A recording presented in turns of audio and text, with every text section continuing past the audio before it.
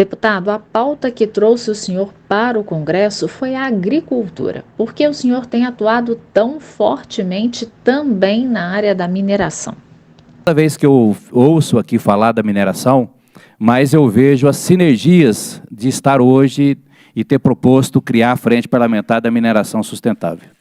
Então, como extensionista rural e como agrônomo, conheço alguns países de fazer trabalhos, tanto na África como também na Europa, vendo as boas práticas, e foram esse um dos pilares que me levou para propor a criação da Frente Parlamentar da Mineração Sustentável. O outro foi as duas tragédias que Minas presenciou, aí até por um gesto de cidadão, eu fui designado pelo Congresso Nacional e presidi a comissão externa da Câmara dos Deputados, que acompanhou os 4 anos de investigação da tragédia lá de Brumadinho.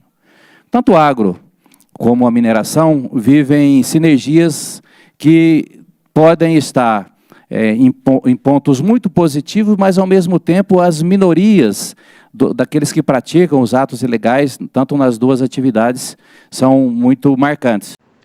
Esta semana, o senhor, como presidente da Frente Parlamentar da Mineração Sustentável, participou do debate Caminhos do Ouro, realizado pelo jornal Correio Brasiliense com apoio da Casa da Moeda do Brasil, e falou sobre trazer o garimpo para a legalidade. Como isso é possível?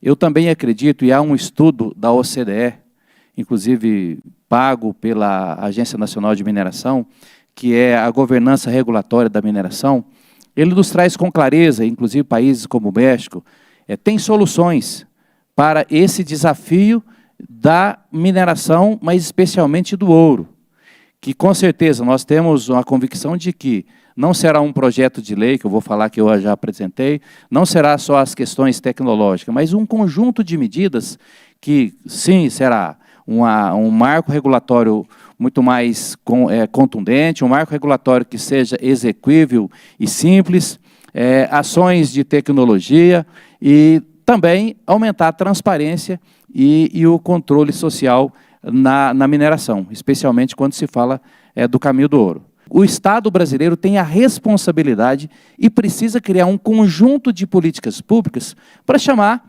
essas pessoas, essas que, inclusive, na região amazônica, tem 90 mil garimpeiros.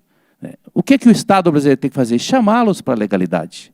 Ao chamá-los para a legalidade e dar o tratamento que merece àqueles que, ali com uma minoria, mas com recurso, com estratégia, consegue fazer a opressão de todos esses. Então, essa defesa de um conjunto de políticas públicas para a mineração de pequeno porte, ou mineração artesanal, como é chamado nesse estudo por alguns países, que faz parte desse caderno de boas práticas, que é a defesa que nós estamos fazendo do Congresso Nacional para dar à mineração essa condição de ser conhecida e reconhecida pela população brasileira como mineração sustentável. Então, o caminho da legalidade, na nossa visão, e agradeço aqui meus colegas parlamentares que confiam a coordenação dessa frente, é de que nós vamos cobrar muito fortemente do governo federal e, claro, que os outros setores da economia brasileira e da população brasileira cumpram os seus papéis de ter políticas de Estado, para ter, inclusive, linha de crédito. Como que um minerador, um garimpeiro daquele com a bateia, lá nos grotões da floresta amazônica, se ele não tem o Estado presente ali, para ter uma legislação clara, ter os caminhos que ele precisa ter, para também ter investimento em equipamentos mínimos, para que ele possa produzir respeitando o meio ambiente. O senhor também tem defendido muito a estruturação e o fortalecimento da Agência Nacional de Mineração. O que o senhor tem buscado? Não dá para brincar de ter uma Agência Nacional de Mineração. Desde que aconteceram as tragédias, nós sabemos que foi efetivamente responsabilidade humana. No tempo eu relatei mais de 60 projetos, que virou o projeto de utilizar o FUST para o 5G no Brasil.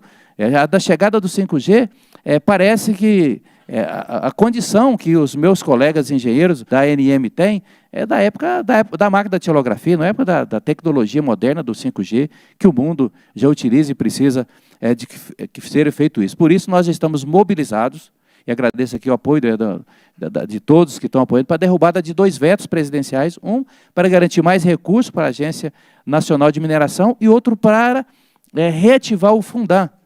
Eu tenho um projeto de lei tramitando no Congresso para ter um fundo de sustentabilidade. Uma boa prática que eu vi num projeto minerário no estado do Pará, onde quando começa um aproveitamento minerário, eu tenho feito questão de fazer essa tese, essa defesa que não é exploração. Exploração dá a ideia de que alguém que pode mais está tirando de um que pode menos, né? Explorar o meio ambiente. Não, eu não posso explorar o meio ambiente. Eu tenho que aproveitar a riqueza minerária, simular a natureza para ter o menor impacto possível, né? Então, esse fundo, que é uma defesa muito forte nossa e da Frente Parlamentar, é para que, ao iniciar uma atividade minerária, já que é uma riqueza finita, inicie-se também pesquisa das universidades, dos órgãos de pesquisa, para que atividades venham evitar a minerodependência. Quando termina uma atividade minerária, sobra, como por exemplo em Goiás, uma mineradora foi embora, é uma exceção, mas ficou ali um depósito de céu aberto de quase 500 hectares de morcego, né? Então, é um desequilíbrio ambiental. Então, é preciso que tenha também esse fundo da mineração sustentável. Durante o debate, o senhor também apresentou o projeto de lei sobre rastreamento digital obrigatório para operações envolvendo ouro. No que consiste esse projeto?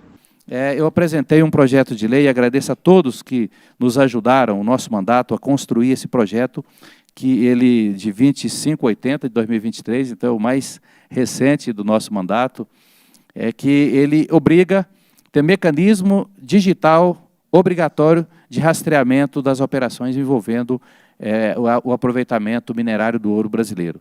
Além de dar essa obrigatoriedade, usando aí o blockchain também como uma tecnologia que faz essa ligação das células, né, com todas os bancos de dados do Estado, usando Big Data, inteligência artificial.